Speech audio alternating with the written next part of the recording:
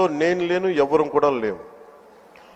అలాగే ఇది గత ప్రభుత్వ పాలకులు కూడా ఇది గుర్తుపెట్టుకోవాలి.